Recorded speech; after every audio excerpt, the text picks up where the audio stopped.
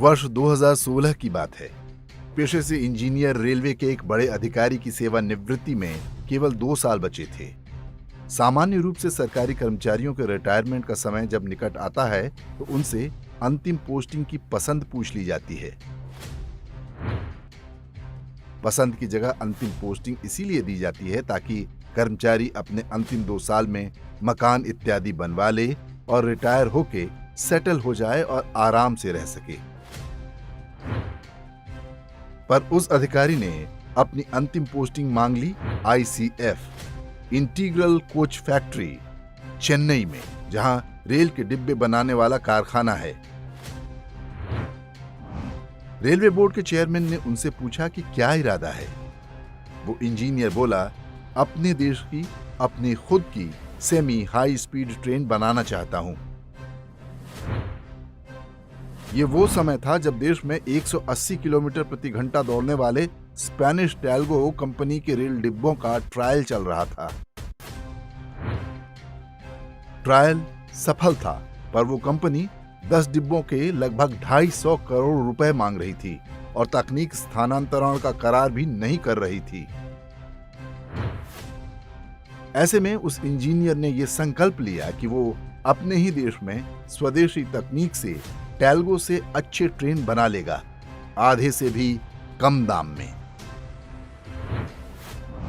Chairman railway board ने पूछा, are you sure we can do it? उस engineer ने दृढ़ता से कहा, यस सर। चेयरमैन ने पूछा, कितना पैसा चाहिए R&D के लिए? इंजीनियर ने कहा, सिर्फ 100 करोड़ रुपए सर। रेलवे ने उनको ICF में पोस्टिंग और 100 करोड़ रुपए दे दिए। उस अधिकारी ने आनन फानन में रेलवे इंजीनियर्स की एक टीम खड़ी की और सभी काम में जुट गए। 2 साल के अथक परिश्रम से जो नायाब प्रोडक्ट तैयार हुआ उसे हम ट्रेन 18 या वंदे भारत के नाम से जानते हैं। और जानते हैं 16 डिब्बे की इस ट्रेन की लागत कितनी आई? सिर्फ 97 करोड़, जबकि टैल्गो सिर्फ 10 डिब्बों के 250 करोड़ मांग रही थी।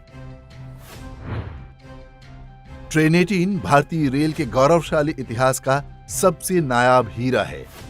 इसकी विशेषता यह है कि इसे खींचने के लिए किसी इंजन की आवश्यकता नहीं पड़ती, क्योंकि इसका हर डिब्बा खुद में सेल्फ प्रोपेल्ड है, क्योंकि हर डिब्बे में मोटर लगी है। 2 साल में तैयार हुए पहले रैक को वंदे भारत ट्रेन के नाम से वाराणसी और नई दिल्ली के बीच चलाया गया। रेलवे कर्मचारियों की उस टीम को इस शानदार उपलब्धि के लिए क्या इनाम मिलना चाहिए था? उस अधिकारी को पद्म सम्मान, पद्मश्री, पद्म भूषण या पद्म विभूषण? 15 फरवरी 2019 को जब प्रधानमंत्री नरेंद्र मोदी ने ट्रेन 18 के पहले रैक को वाराणसी के लिए हरी झंडी दिखा के रवाना किया तो उस भव्य कार्यक्रम में इसे बनाने वालों को बुलाया ही नहीं जा सका, क्योंकि पूरी टीम के ऊपर विजिलेंस की जांच चल रही थी। विपक्ष में बैठे लोग इस उपलब्धि को, नए भारत की नई रेलगाड़ी को पचा ही नहीं पा रहे थे। उन्होंने आरोप लगाया कि ट्रेन 18 के कल पुर्जे खरीदने में टेंडर प्रक्रिया का पालन नहीं हुआ। ICF ने अगले 2 साल यानी 2020 तक ट्रेन 18 के 100 रैक बनाने की महत्वाकांक्षी योजना बनाई थी, पर नई ट्रेन बनाना तो दूर, पूरी टीम ही विजिलेंस जांच में उलझ कर रह गई। सभी अधिकारियों, इंजीनियरों को ICF से दूर अलग अलग स्थानों पर भेजना पड़ गया। भारत विरोधी ताकतें, सत्तालोलुप विपक्ष अपने इरादों में काफी हद तक कामयाब हो गया। केवल अच्छे लोगों की चुप्पी के कारण हमेशा देशभक्तों का बलिदान हुआ है। साल भर जांच चली पर कुछ नहीं निकला, कोई भ्रष्टाचार था ही नहीं, सो निकलता क्या? कहां तो 2 साल में 100 रैक बनाने वाले थे, एक भी नहीं बना। जांच और R&D के नाम पर 3 साल बर्बाद हुए, वो अलग। अंततः वर्ष 2022 में उसी इंटीग्रल कोच फैक्ट्री ने उसी तकनीक से 4 रैक और बनाए, जिन्हें अब अलग अलग रूटों पर चलाया जा रहा है। उन होनहार इंजीनियर का नाम था सुधांशु मणि। वर्ष 2018 में वे रिटायर हो गए। इस देश में ट्रेन 18 जैसी विलक्षण उपलब्धि के लिए उनके हाथ केवल इतनी उपलब्धि आई कि आज भी अधिकांश भारतीय उनके बारे में नहीं जानते। अपनी कहानी पर उन्होंने एक पुस्तक लिखी है जिसका नाम है माई ट्रेन 18 स्टोरी। आप चाहें तो उसे खरीदकर इस कहानी को विस्तार से पढ़ सकते हैं।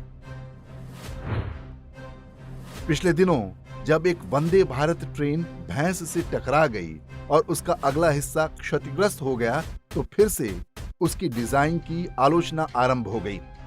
विपक्षी नेताओं ने व्यंग किए। भारतीय मीडिया ने वंदे भारत की सुरक्षा पर प्रश्न चिन्ह उठाते हुए लेख छापे, जबकि अगले ही दिन ट्रेन फिर से पटरी पर दौड़ रही थी, क्योंकि आगे का वह हिस्सा बड़ी आसानी से बदला जा सकता था। वैसे ही जैसे कोई कार पंचर हो जाए तो उसकी स्टेपनी बदली जाती है। केंद्र सरकार ने ट्रेन 18 बनाने वाले अधिकारियों पर थोपे गए झूठे केस तो हटवा दिए, लेकिन उनके करियर में हुए नुकसान की भरपाई कौन करेगा?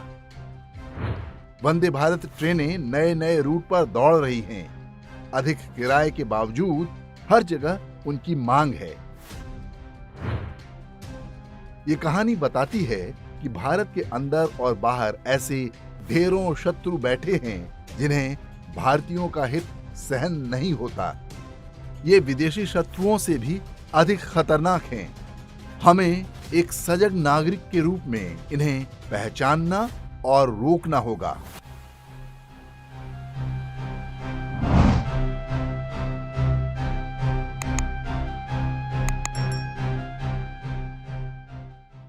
इंडेक्स ऑनलाइन के वीडियो समाज को समर्पित हैं। आप इनको डाउनलोड करके जैसे चाहे वैसे प्रयोग कर सकते हैं। चाहे तो आप हमारे टेलीग्राम चैनल से जुड़ सकते हैं। वहां सारे नए पुराने वीडियो आपको मिल जाएंगे। हमारे सोशल मीडिया लिंक हर वीडियो के डिस्क्रिप्शन में होते हैं। हमारा एकमात्र उद्देश्य हिंदू समाज को जागृत और एकजुट करना है। इसमें सहभागी बने। धन्यवाद।